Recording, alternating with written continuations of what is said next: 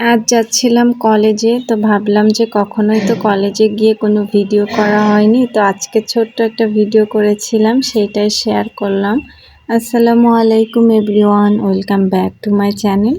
কেমন আছেন সবাই? চলে এসেছি নতুন আরও একটা ভিডিও নিয়ে আপনাদের মাঝে।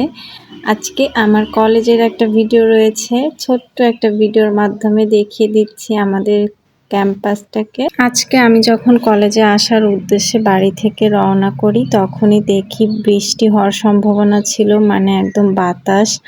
তারপরেও আজকে বের হতে হলো, কারণ আজকে ছিল আমাদের কলেজে প্র্যাকটিক্যাল খাতা দেওয়ার লাস্ট ডেট। আজকেই সবাই খাতা জমা দেবে, এই জন্য আমাকেও আসতে হলো। আর এই যে প্র্যাকটিক্যাল ক্লাস করতে আমাদের এখন নিয়মিত আসা লাগছে কলেজে।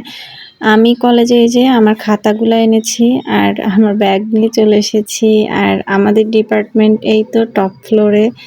আমি হচ্ছে বোটানির স্টুডেন্ট, মানে উদ্ভিদ বিজ্ঞান বিভাগের। তো এইখানে প্র্যাকটিক্যালের এত বেশি প্যারা, আগে জানলে এটা নিতামই না। যাই হোক, নেওয়া হয়ে গিয়েছে, এখন আবার নিচে যাচ্ছি, খাতাগুলো বাইন্ডিং করতে হবে। মানে আমাদের এই বিল্ডিংয়ের একদম ৫ তলাতেই আমাদের ডিপার্টমেন্টের ক্লাসটা। তো এই জন্য খুব কষ্ট হয়ে যায় বারবার উঠতে নামতে। আবার এরকমও হয় মাঝে মাঝে ২ থেকে ৩ বার বা ৪ বারও ওঠানামা করতে হয়, মানে জীবন একদম শেষ। আর এমন গরম, এর মধ্যে এরকম নামতে উঠতে উঠতে শেষ হয়ে যাচ্ছি একেবারে। তারপর আমি আর আমার ফ্রেন্ড আমরা এখন নিচে যাচ্ছিলাম, আমাদের কলেজের সামনেই দোকান, ওইখান থেকে আমাদের খাতাগুলো বাইন্ডিং করে তারপর আবার আসতে হবে আমাদের ডিপার্টমেন্টে খাতাগুলো জমা দিয়ে। এখন চলে এসেছি ক্লাস করতে জুওলজি ডিপার্টমেন্টে। এখানে কিছুক্ষণ ক্লাস করে তারপর আমরা বাসায় ব্যাক করব। এমনিতেও প্রতিদিন অনেক সময় লাগে, কারণ প্রতিটা ক্লাস করতে হয়, তারপর আবার বের হব। তখনই দেখি এমন বৃষ্টি শুরু হয়ে গিয়েছে, একদম মুষলধারে বৃষ্টি। আর এই যে বৃষ্টিতে দেখি এখানে কয়েকজন খেলা করছিল, বল নাই এই জন্য স্যান্ডেল নিয়ে খেলা করছিল। আর অনেকে দেখলাম গোসলও করছে।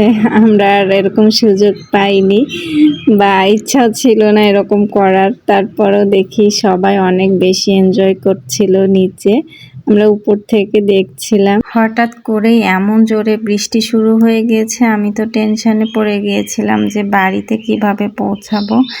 অনেক দেরি হয়ে যাচ্ছিল। পরে একটা অটোতে করে কষ্ট করে ভাইনার মোড় এসে তারপর অটো আর যাবে না, এখানে একটা দোকানে বসেছিলাম।